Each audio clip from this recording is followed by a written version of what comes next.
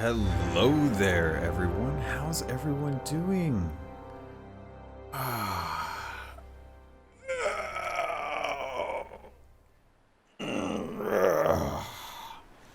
This is nice. Oh, I'm sorry. I haven't really talked about what I'm doing here, have I?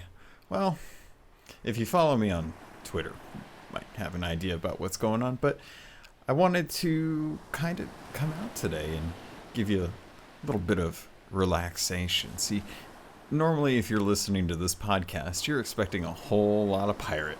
And while that's not necessarily not going to happen tonight or today, depending on when you're listening to this, I wanted to take a break and kind of relax by the beach. I'm just over here on my favorite fort, Keelhauled Fort, and I got myself a nice, comfy little. Well, I guess if I'm being honest, it's the skeleton head that's next to me, and I'm sitting up against a crate of bananas. It's not really comfortable, but it's okay. That I don't have to necessarily be 100% comfortable with this, but I'm keeping my eye out on the horizon for any ships just in case something happens. But I wanted to kind of talk to you today about some of the stuff that's going on outside of Sea of Thieves. Now, you're probably wondering why, and to be perfectly honest, sometimes I wonder that myself, but if I'm thinking about it, step outside of the realm of Sea of Thieves, I'm a gamer at heart. Have been since I've been 7 years old when I got my first Nintendo. And ever since then, it's just something that I love. So I wanted to kind of take some time and talk with you all and share some thoughts about some of the stuff that got announced just recently, as well as what I've been playing outside of Sea of Thieves. So I figured I'd start off with what I've been playing, because that seems to be the go-to thing for, well, every other gaming podcast in existence. So I've been playing Sea of Thieves. But I'm not going to talk about that because, well, I have the rest of the episodes to talk about that. So I wanted to talk about Link's Awakening. And the reason why was because I love Zelda. It's something that I've been hooked on since the 90s. I've been playing those games since longer than I can recall. Actually, no, I can recall. So I've been playing them exactly for as long as I can recall. But Link's Awakening for the Nintendo Switch, amazing game. Wow. I'm at the 4th dungeon. I've been having a lot of fun. This game is a $60 game for the Nintendo Switch. It's a remake of Link's Awakening for the original Game Boy back in '93, which was right about the time when I had actually gotten my Super Nintendo, and that came with Link to the Past packed into it. I never played this on Game Boy. I only played it on my Game Boy Advance SP when I picked up the cartridge later in life. And as such, I don't remember a whole lot about this game. But I picked up the special edition from Best Buy, and I got the art book, and the art book's amazing. And I picked up the amiibo, because I collect all the Zelda amiibo. And as the game has started off, it's so beautiful to look at. It feels like something from Sea of Thieves. It feels like I'm on this island, and the inhabitants are wanting me to do things, and I'm running around. And when you're talking to different NPCs, they're kind of breaking the fourth wall by telling you, kind of how to play the game. And there's not really a whole lot to kind of hold your hand to guide you around. And once in a while, you'll get this owl to come down and talk with you. And I've been enjoying the heck out of it. The dungeons are so well designed, and the items are familiar, but not something that makes you feel like you're totally playing just another version of A Link to the Past or A Link Between Worlds. They're different enough, and you don't always get them right away. Sometimes you have to buy them or steal them, depending on if you're going into a shop. But some of the things that I think are really well done with this game is the music. It feels very, very much like the original music did, even though it was 8-bit audio then. This is fleshed out with full orchestral, presence, and the game is amazing. The thing that I wanted to kind of touch on are some of the flaws with the game that I feel like I've been, because I could gush all day about how good this game is. I'm in the fourth dungeon. I just beat the fourth boss, and I'm getting ready to head out into getting the fifth dungeon complete, so I can hurry up and finish the rest of the game. But I play this mostly as something at work during my breaks, so I've been taking my time with it. And some of the things that you should be aware about if you end up deciding to pick this up, or if you haven't picked this up but you've been on the fence about it, is the tilt shift design. So the game's kind of at an angle, and they're using a photography method to kind of blur out the top and bottom bars. Mostly the bottom lower quarter of the screen is actually blurred out, and that's kind of a focus effect that photographers use to help kind of draw your attention to a certain area.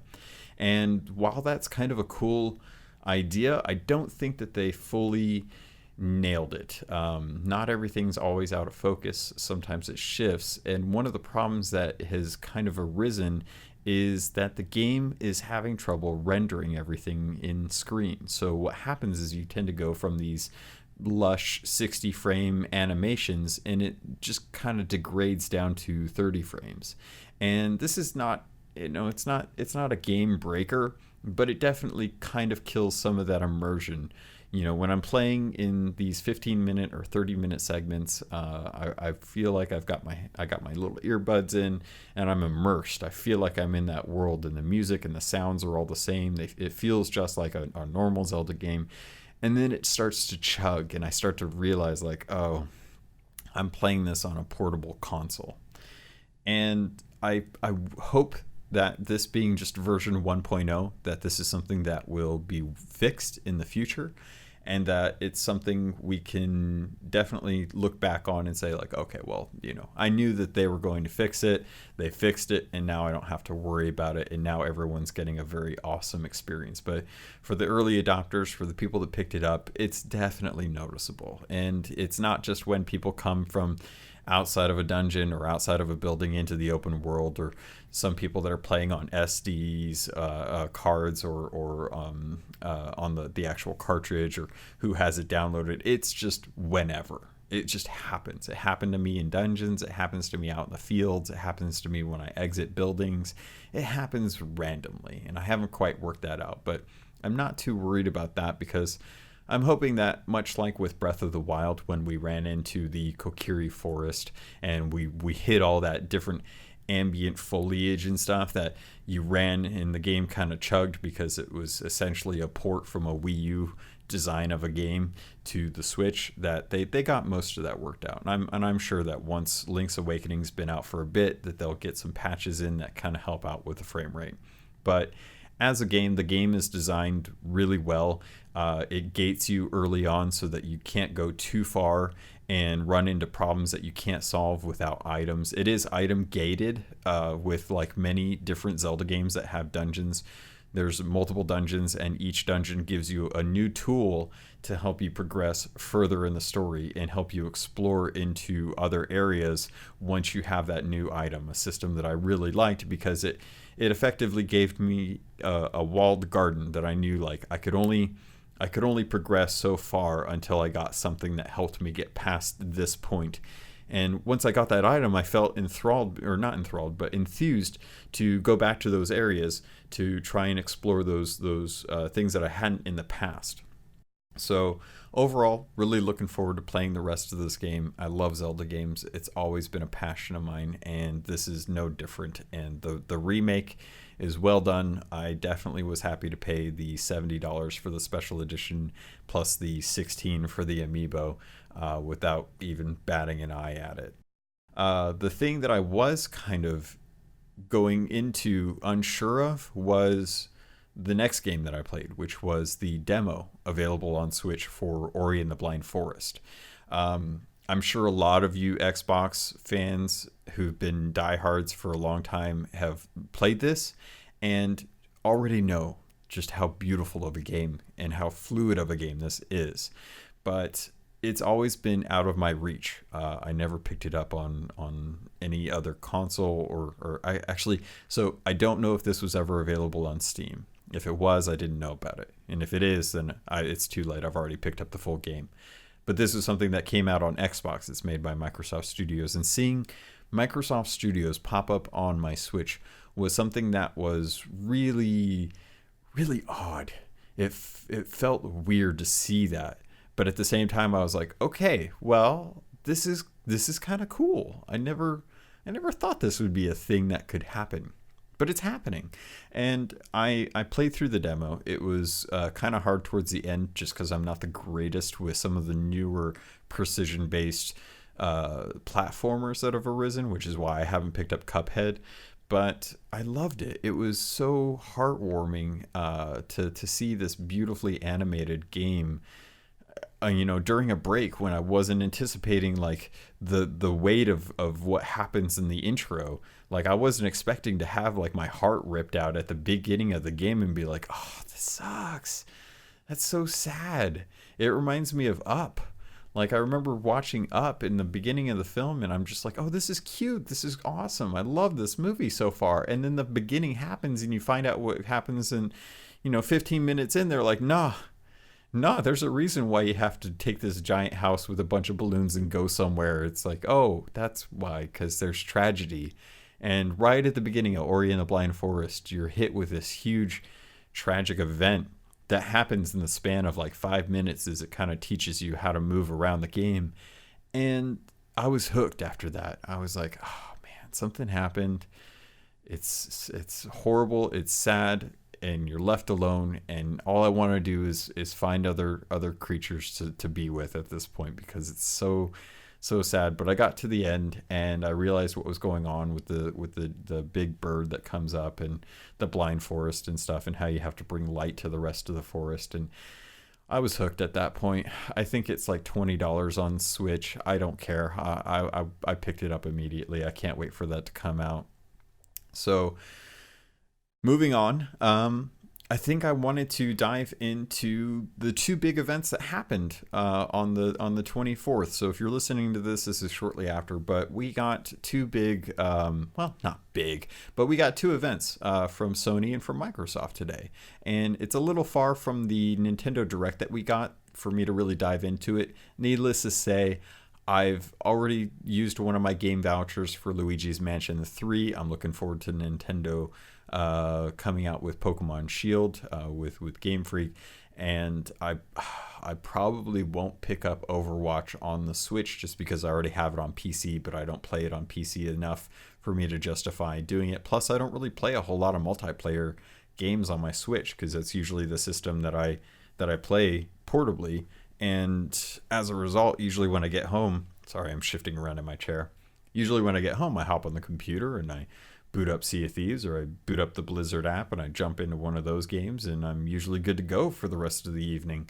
So usually Switch play is usually when I'm out and about. And if you're wondering how come I didn't pick up a Switch Lite instead of upgrading to the Switch version 2.0, solely just for the few times when I want to play something on the TV and have it big and beautiful, and also for the instances where my wife might want to actually play Mario or something. I want to give her an opportunity to play with a regular controller like the Pro Controller instead of just having to hold the actual system in her hands. Now I could be shortchanging myself on this in this instance, instead of giving her the opportunity to actually play on the handheld Switch and having her fall in love with that handheld, and then realizing that getting her a Switch Lite would be a perfect way for her to get into Animal Crossing down the line. But that's a whole agenda that I've got for later on the next year for 2020. That's my 2020 New Year's resolution, to figure out a way to get my wife into Animal Crossing so that we can both play it. But getting back to the point of the thing that I wanted to talk about, the whole reason for this shore leave episode is to talk about PlayStation, Sony, the State of Play event, and Microsoft's Inside Xbox event that came out today. So right off, let's start with Sony, the one that I have the dusty PS4 that I bought last Black Friday that I barely even touched because Sea of Thieves and Blizzard games and my Switch occupies so much of my time, and I've picked up just about every single exclusive for the system that I can, dirt cheap, because it's the end of the console life, and I know at some point I'm going to have time. I feel like I got to get sick or something. I feel like I'm really good about never getting sick, because I don't touch my face when I'm out and about, and I don't put things in my mouth when I shouldn't. I don't pick up things off the ground and stick them against my body. I'm pretty good about staying, and I stay away from sick people whenever they're sick. If my wife gets sick, I don't come near her for at least a good week, which she hates, but it prevents me from getting sick. So I feel like I need to get sick if I'm ever going to play any of these Sony games. So, but to dive into the Sony State of Play, I was surprised by a few of these games, and I wanted to talk about a few. So, Infinity Ward is picking up Call of Duty Modern Warfare. And I picked up Blackout last year, and I played a good amount of it with some friends. Hot Sauce, Twisted Shots, Mending Mercy. I'm blanking on... Who else did I play with? Gosh, he's going to hate me. But I don't think he listens to this, so I think I'm going to be good. Hold on, let me see if I can... Let's see. Click and scroll up. Click. And Mastic. Sorry, Mastic. I love you, buddy. But yeah. Had to do it. I'm just kidding. I love Mastic. You guys probably have no clue who I'm talking about, but he's a good friend. If he's listening to this, hopefully he gets the joke. But anyway, so... Call of Duty Modern Warfare focused a lot on the campaign, leading a team to the Middle East to deal with terrorists who have gotten their hands on chemical weapons. Seems pretty straightforward, but I gotta say, this looks really good. Like, it seems like they put a lot of effort into the animation, the voiceover, the atmosphere, the lighting. It looks really good, and to be perfectly honest, I'm really tempted to pick this up when it goes on sale, because it's coming out October 25th. I'm not going to have time to play this game with everything else that's going on in October. There's just too much coming out, and I know I'm not going to be able to pick this up. I'll probably miss out on the zeitgeist for this, and it's going to be kind of a bummer, but I'll definitely look forward to playing through the campaign of this when I can later, hopefully when it goes on sale. Piccolo's, which I believe is a studio name, is coming out with a game called Arise. And this actually looks really beautiful. It's a very stylized game. It looks like it's set in a kind of Viking era, very similar to something else that I was thinking about the other day. I can't think of what other game it was, but it looks like you're playing as someone who's died, and they set like a Viking pyre to burn your body, and as you pass away, you move into this new world. And this world isn't like a normal world. Everything's kind of out of proportion, but you start off in a very snow-covered land until you make your way across some beautiful landscapes. Really, really love that. And it looks like you kind of have to, you work out kind of how to puzzle your way through some of the troubles that you come across, as far as like using a rope to pull down a log that's for a dead tree to build a bridge. And I really liked it, because it looks like you're kind of having to fight some of the demons that are going to be kind of troubling you in the afterlife, as far as like facing yourself. They had kind of a weird shadow link, but like 30 of them. And eventually it kind of ended the trailer on a snow-covered statue covered in what looked like glowing tulips atop this giant mountain. So it's kind of like your goal towards the end of the game is to go figure out what that is, and it looks really beautiful. I was really, really interested to see what that's all about. Then there came Medieval from Other Ocean, who's out in Emeraldville, California, just not too far from where I am. It's the Bay Area for San Francisco. And I believe Mike Micah had some sort of to do with it, because I saw him tweeting about the demo that's out now that I didn't realize. And I really want to check this out, because I grew up playing Medieval on my revised mini little PlayStation, not the PlayStation Classic that came out, but the actual small tiny PlayStation 1 that came out after they'd revised the actual hardware and made a very, very small version that fit in my Jinko pants pockets. And if you don't believe me, ask anyone from Arizona that I knew at the time. They'll attest to me owning one. But I played this a lot, and it was funny because the ads came out for it when I was in college, and I actually did my final animation. I modeled out and rigged and animated a skeleton that was very, very much like the skeleton from Medieval, Dan. And if you play the demo now, you'll get Dan's helmet. I really look forward to checking this out when I get some time, hopefully this weekend. Moving into the rest of the state of play, they talked about the special edition PlayStation 4 for Death Stranding. I'm just ready to see that game in action. I'm curious about what it is. I get a good idea. Everyone's been talking about it. Kojima Studios has pushed the heck out of it with all the different stuff from TGS as well as Gamescom and E3. I get it. It's going to be a freaky, weird game, but I'm ready to jump into it. So I don't even know when I'm going to find time in November to actually play that either.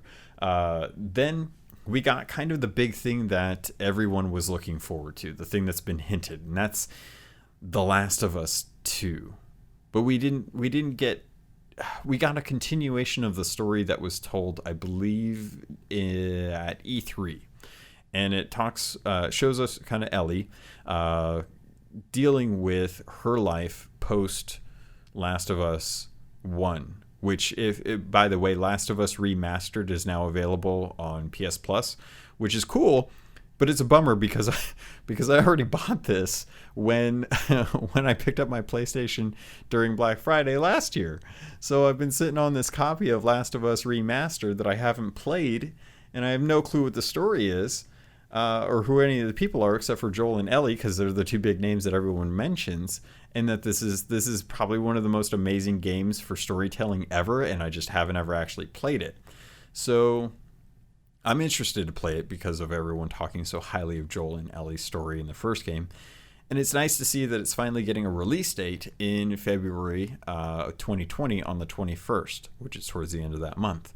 And it looks like it's going to take us through the whole story of what happens to Ellie after she tries to find a normal life post the first game, and she ends up having to go back to this city that she has to go take care of these people who I guess aren't letting her live her life. I'm not sure why, because she looks like she's out in the wilderness at the first, when she's flirting with this girl that she had a kiss with from the past trailer, and I guess she has to go back to this city, this huge metropolis that's completely overtaken by growth, where there's zombie-ish monsters and people who are trying to ruin her life for some reason.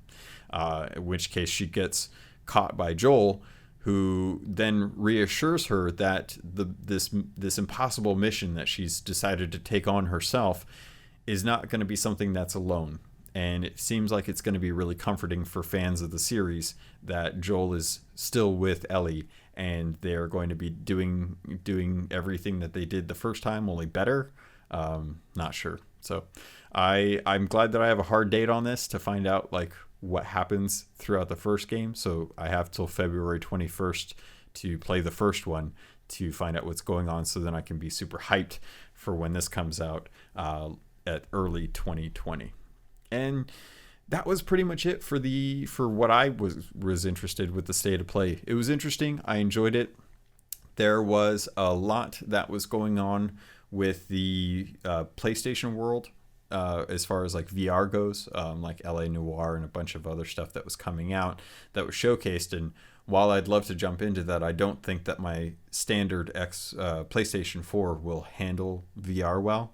And I just can't see myself jumping into that at this stage of a console's life. And Sony hasn't said anything about their next PlayStation VR steps with the PS5. So I'm not going to buy into any of that until probably the next generation, if they decide to continue on, or at least revise the headset so that it's a little bit more powerful than what it is currently. And I think that's it for Sony. But like I mentioned, this was a big day. Sony came out with their stuff, so Microsoft had to answer back. And Microsoft came out with an Inside Xbox, and I watched through a majority of it. It was pretty long, and I have to say, I really, I really hate the humor that they're trying to force into the script here. It's just like it's cringeworthy. I wish it doesn't land because they really just blow by the punchlines and then no one reacts to it. And the only one that seems to even have like any kind of recognition of it is Larry, and that's only because he has a certain amount of snark to him that actually cracks me up, because it seems like he understands like these jokes aren't good. These aren't funny, and no one is really trying to commit to them, and they're not genuine. So I I wish they would just stop that. I'm not a fan. But there were some big things that came with this Inside Xbox that I'm sure few people are going to be happy with.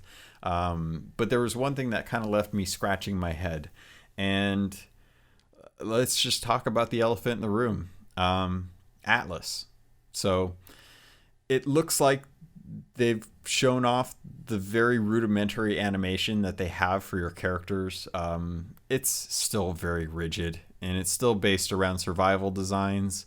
The idea here is that you're in a persistent world where everything you do carries on even if you're not playing.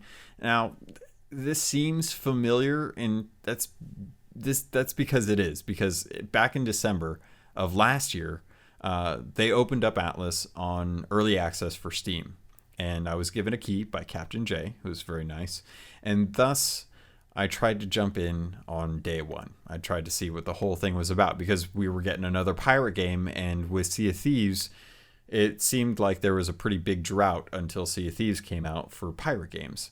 So my day one experience was terrible, to the point where I quit and I put it down for a couple days, and I figured I'd let them work out the whole server issues. So fast forward to March or April, I can't quite remember when it was, but early in the beginning of the year for 2019, they announced that they were doing a mega update. Which really kind of rubbed me the wrong way, because it was already in like February that Rare had announced that they were doing a mega update, which was going to be the anniversary update. And to be perfectly honest, I have not touched Atlas since January. Even with private servers that had been set up so that it was a lot easier to gather, to survive, to have vitamin stats, and to be able to progress faster. I couldn't get into the idea that I had to start with nothing. And I mean nothing. Like no clothes, tools, food, anything. I had to harvest, and I had to forage all of it, which meant punching bamboo stalks for a good while, just to try and get enough wood pieces and rocks and stuff to be able to fashion like rudimentary tools. And I'm like, this is caveman stuff. Where's the pirate content? And this game, like, if you've played Ark Survival, or I'm sorry, Ark Survival Evolved, this is essentially the same thing with a pirate skin laced over it. We found that out back in December of last year when the menus still were present for Ark Survival Evolved. They just weren't hidden very well. And it relies on levels and skill trees. So not everyone is going to be able to do everything in the game, and you'll need to have people with you that specialize in different things like armor smithing and shipbuilding. And depending on what your focus is, you'll need to be able to have these people around, or help others with your skills to be able to build a ship and to manage supplies before you can even go sailing in this pirate game. So expect a lot of time between starting the game and actually getting onto the seas. The trailer for this that they had depicts a world that is full of life and atmosphere, with danger on the seas and adventure in the towns with lots of people around. That's not what my experience was, even when everyone was on the servers, doing a bunch of stuff, hopping around as level ones. Now, bear in mind, I haven't jumped into the most recent build of this game, but based on the information from today's Inside Xbox, it doesn't sound like a whole lot has changed from the premise. So if you love Ark Survival Evolved, but you wanted to be a pirate, then there's a chance you'd enjoy this. And if that's you and you only have an Xbox, then this is going to be coming to Xbox Game Preview on October 8th. Currently, their content plans are light, as it seems like they're just wanting to get the game working and then making improvements for playing it, as far as like optimizations for bug fixes, quality of life, that kind of stuff. And then their future plans are to try and make it easier for you to get a ship and to actually sail it. Which, when I think about Sea of Thieves and how quickly you get on a ship and get sailing and how easy it is to sail, it's so crazy in my mind that their content plans post opening this up to Xbox players is to make it easier for you to get a ship in a pirate game. Kind of crazy in my mind. I don't know. The few takeaways from this that I noticed was that they said that this was going to be crossplay enabled for PC and Xbox. They didn't specify if this was going to be crossplay with the Steam version. So I don't know if that's going to be the case. If it is, awesome, because I've already got a character on there, but it's all server-based. So you select whatever server you want to play on, and then you play on that one. If you don't like that one, then you play on another one.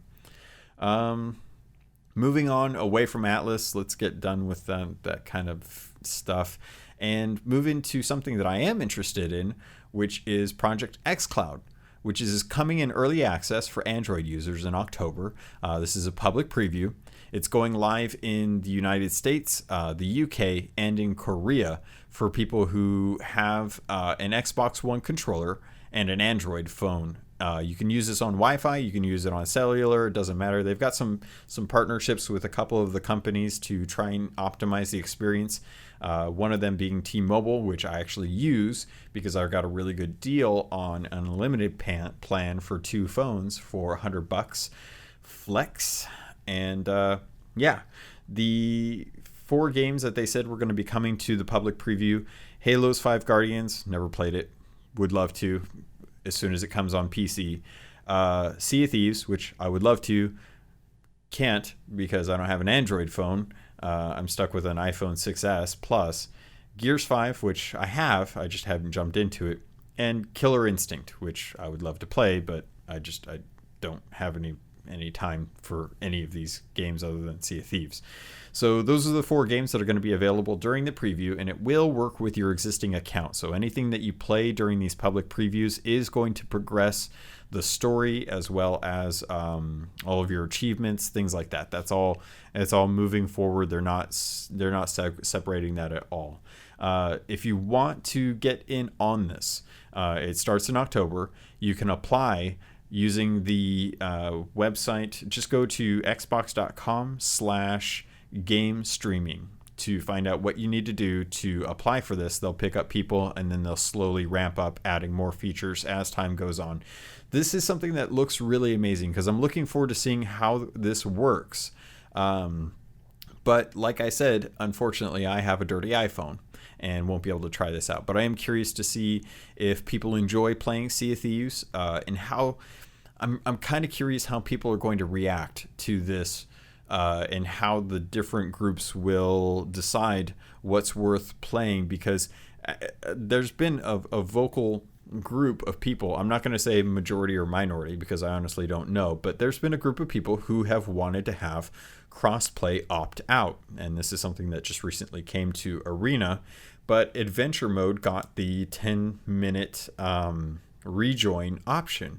And this is going to be great, especially if you're playing on Project xCloud. If you lose cell signal, you're out and about, and you disconnect from the server and you're playing on adventure, then you have 10 minutes to get back into cell service so that you can actually jump back and get onto your ship. I have tested that out. It actually works fairly well. You get a little prompt when you go back into the screen after you click logging in and all stuff. You get past the cinematic, it asks if you want to rejoin the session that you were just in, and you just click on that and you pop back on your boat. Although for some reason my boat was turned like 90 degrees to the left and sailing towards Crook's Hollow instead of sailing up towards Kraken's Fall when I tried to do that. But some of the other things that they are doing with the Inside Xbox. Bloodstain, Ritual of the Night, something that I've been wanting to play for a good while and have been very tempted to pick up on my Switch. But thanks to some good friends from the Nintendo Pulse podcast, they had advised, Stephen Munn, who's a huge Castlevania fan, has advised that I should not pick this up until they patch the game, because it's to the point where there's fatal crashes at certain points for doing certain things, and I can't see myself buying a game that I know is broken still until they patch that. So I'm waiting for them to say that it's okay to pick up, but I don't have to wait anymore, because it looks like Bloodstained Ritual of the Night is now available on Game Pass for PC, and I checked, and sure enough it is. So I'm actually going to be playing this on my PC with my Xbox One Sea of Thieves limited edition controller and diving into this Castlevania-like game that I've been looking forward to for a while. If you're interested in other games that are indie based, looks like they're going to have an an ID at Xbox Game Pass Fall 2019 showcase. That's a mouthful. On September 26th, which is this Thursday, at 9 a.m. Pacific time or 5 p.m. in the UK or GMT. I'm not sure what it is at the moment because I don't think the time switched yet. We also got a couple other looks at a couple games that I think people might be interested to hear about, which is the Outer Wilds game, which is, if anyone's played any of the earlier Fallout games, I guess this is a large group of people that used to build those Fallout games, and they've broken off from Bethesda to make their own to kind of showcase their dystopian outlook on traveling from planet to planet to progress through a story, level up, and kind of do a looter shooter campaign style game. It's definitely stylized. It's definitely got some dark comedy to it. I'm definitely a lot more interested in this than I was in picking up like Fallout 4 because I've never played any of those. And I've wanted to in the past. I played Fallout 76 for a while, and that was interesting, but I didn't really like the inventory system or the UI setup. I felt it was kind of clunky and hard for me to navigate because I'm just not used to that style. So I'm interested to see how Outer Wilds takes that approach and see if they can make this a little more user-friendly for someone that's never been initiated into the franchise at an early age. The last game that I wanted to bring up for you guys, just in case you're interested, not just something but Ghost Recon Breakout, something that was shown off at E3, is getting an open beta, something you can actually preload now, and the beta is going to run from September 26th through September 29th. And the game looks like it's actually coming out on October 4th, and I believe if you pick up the Ultimate Edition, you can actually play it 3 days early. So I have no interest in this. I really don't. But I know that a lot of Xbox fans are big fans of shooters. So I'm curious if this is going to be something that's going to do as well as, say, State of Decay 2 from earlier on this year, because it is a Ubisoft game. And I wonder if people are going to be playing this on Xbox, or if you're going to be waiting for Call of Duty Modern Warfare, and that's coming out later in October. So I listened to the little interviews that they had with the gentleman who played Punisher. I forget his name at the moment, so forgive me for that. But it's interesting to hear about a guy called Cole Walker, a name that for me feels more American than like apple pie. But essentially, he's going to be the antagonist who feels like that rules shouldn't apply to people who are tasked to do the impossible, and that the ghosts who I guess he was working with are hindered by silly things like morals and restrictions. It looks better than Hitman 2, honestly, and I was looking up Hitman 2 and I was like, this game looks like it's a remaster, and I don't know if it is, But if it is, then I understand why it looks so bad. But if it isn't, then I'm very sorry for the gentlemen and women who have been laboring on this game, because it doesn't look good. I can't imagine a time where I'm going to have any interest in actually checking this out, even from a standpoint of enjoying past Hitman games. That was about it for Microsoft. There's a lot coming out this season. Fall season has officially kicked in, as far as I understand it. We're past the 21st of September, which I think is the break off for summer. And now it's time to try and figure out where we're going to get all the money and time to play all the games that are coming out this season. So if you're a multi-console person like myself, where you have at least one of each of the ecosystems. Now, bear in mind, I'm using loose terms for that because I typically play on PC, Switch, but I have my PlayStation if the apocalypse comes and I can't use my PC or my Switch. And actually, I don't know how I'd play my PlayStation if that was the case. But regardless, I have it available if I wanted to. I still have a ton of games to get through on there that I don't even want to think about. But definitely make sure that you download the Medieval demo and pick up Last of Us Remastered for your free game, just to have. You never know. You might want to sell the copy of Last of Us Remastered if you have the physical. If not, then don't worry about it. But yeah, kind of curious how the shooter fans out there feel between Call of Duty Modern Warfare and Ghost Recon Breakout. I'm honestly leaning more towards Modern Warfare, but that's just because everyone else seems pretty hyped for it, and I think it looks like a stronger entry into the military shooters. So I think that's going to do it for this first Shore Leave episode.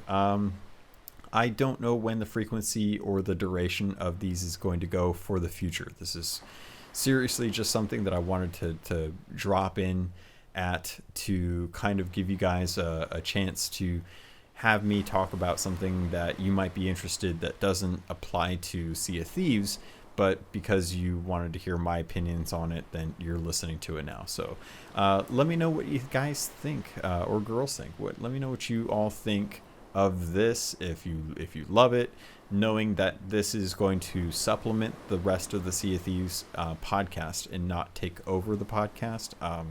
Keelhauled will always be a Sea of Thieves podcast. It's never not going to be a Sea of Thieves podcast. I'm not going to pivot to anything else. It's just me wanting to take some time every once in a while, like maybe when they do these kind of events where they kind of showcase some stuff coming out that I think would be interesting to talk about, that I might pop on and do another one of these episodes where I just kind of take some time off and sit back and kind of enjoy the rest of the gaming franchise and industry as a whole. So Pirates, thank you. If you want to get a hold of me, there's plenty of ways to do that. As always, you can reach me by email at captlogun@gmail.com. If you want to reach me on Twitter, that's a good place to do it. I'm at capt_logun. If you want to reach me by Xbox, you can always hit me up at captainlogun, Captain Logan. And I think those are, the Discord server. I have a Discord server where I have areas for other game consoles. If there's other games that I talked about today that you want to talk about, and see if anyone else has any interest.